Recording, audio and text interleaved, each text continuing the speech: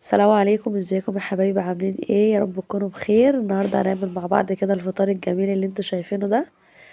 آم، حاجه كده فريش كده على الصبح يعني، وقلت اقول لكم بقى طعميه واعمل لكم بطاطس مهروسه بالبيض واوريكم طبعا عجينه الطعميه وايه الخلطه اللي انا بعملها في عجينه الطعميه، وازاي بقليها وبحط عليها ايه يعني. انا كنت بحب كده اجيب عجينه الطعميه يعني من الراجل في المطعم، ما بحبش ان انا اجيبها مقليه. بتبقى طبعا انتوا عارفين الزيت بيبقى قلي فيه كذا مره وطبعا ما بيكونش صحي يعني على اولادنا وكده.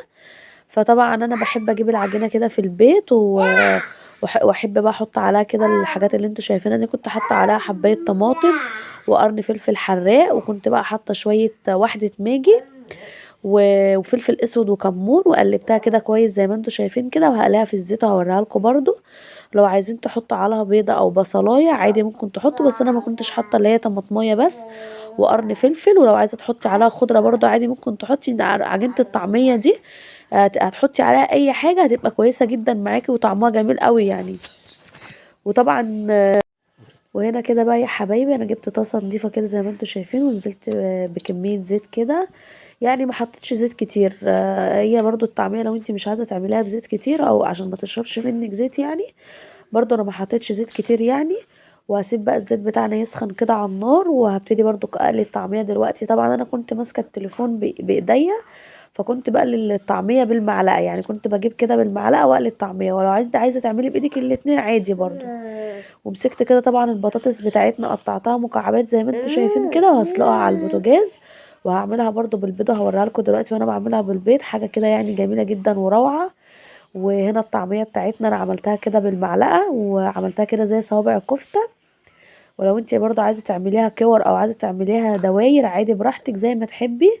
بس انا عملتها كده زي صوابع الكفته بالمعلقه مش بايديا خالص زي ما انتوا شايفين.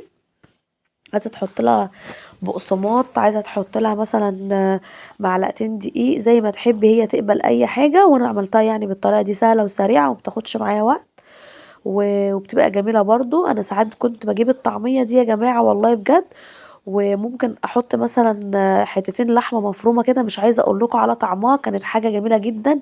ميكس الطعميه مع اللحمه كانت كلها اصلا كان اكني كنت عامله كفته يعني. وانتوا عارفين يعني فايده الفول مع اللحمه، يعني اكن الصباع كله كان لحمه، مش ما تقدريش تفرقيها يعني عن بعض. بس انا بوريكم برضو الطريقه دي وانا بعملها مره كده، الطعميه مع اللحمه المفرومه. هبقى اوريها لكم برضو وانا بعمل التتبيله بتاعتها، اوريها لكم وانا بحمرها في الزيت او ممكن تحطها في الفرن. ليها كذا طريقه يعني. بس دي كده الطعميه بتاعتنا. بعد ما قليتها في الزيت يعني مش هتفك معاكي في الزيت ولا اي حاجه. اعمليها بس زي ما بقولك كده، مش عشان انتي مثلا انا حاطه لها طماطم وفلفل، ما حطيتش دقيق ولا اي حاجه. وكانت ماسكه معايا كده في الزيت زي ما انتوا شايفين ما شاء الله يعني. وكنت عامله منها دواير، وكنت عامله منها صوابع كفته كده زي ما انتوا شايفين. وهطلعها بقى كده في الطبق. لو عندك بقى مناديل المطبخ ممكن تطلعيها عليها عشان تشرب الزيت اللي فيها او كده. ما عندكيش عادي طلعيها على اي مناديل. بس وطلعت الطعمية بتاعتنا كده. وهعمل لكم برضو فول بالطماطم والبطاطس بالبيض، وحطيت كده جبنة وما شاء الله يعني.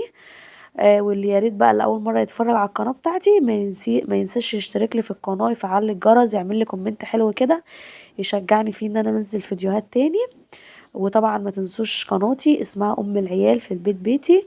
اهم حاجه اللايك يا جماعه، ما تنسوش اللايك. وقبل اي حاجه يا ريت تذكروا الله وتصلوا بينا على النبي قبل اي حاجه يعني. ودي الطعميه بتاعتنا بقى بعد ما طلعت من الزيت كده كان ما شاء الله يعني زي ما انتوا شايفين. كان لونها ذهبي كده جميله والله، ما تقدريش تفرقها عن الكفته يعني. وبرضه بص فتحت لكم كده واحد من النص اوريكم يعني ان هو مستوي من جوه، مش نيه ولا اي حاجه. والخلطه اللي انا حطيتها فيها دي كان بتخلي طعمها كمان روعه يعني. مش عايزه تحط لها طماطم ومش عايزه تحط لها اي حاجه، انت ممكن تقليها كده. اول ما تجيبيها بس حط لها بس شويه توابل وشويه خضره. وده طبعا الفول بتاعنا. انا حبيت كده برضه اوريكم الفول بقى كده يا حبايبي. انا كنت عاملاه بفلفل، ما عملتوش بطماطم.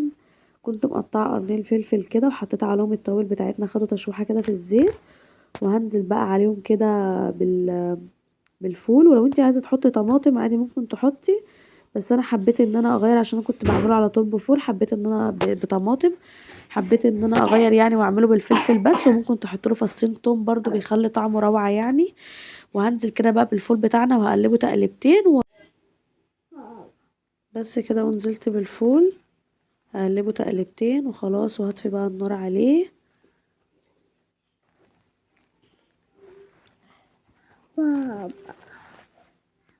حاضر يا بابا. هقلب بقى كده الفول بتاعنا في قلب الفلفل المتحمر.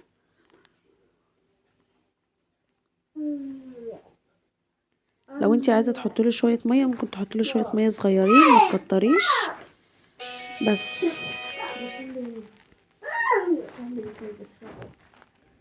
حطيت كده بيضه للبطاطس بتاعتنا المسلوقه، وهقلب كده البيضه دي في قلب الزيت. وبعد كده بقى ايه، هنزل في هسكن تكوني سلقه البطاطس بتاعتك كويس جدا وهرساها، وبعد كده هتنزلي عليها بقى فوق البيض بتاعنا كده، ودي كده بقى البطاطس بالبيض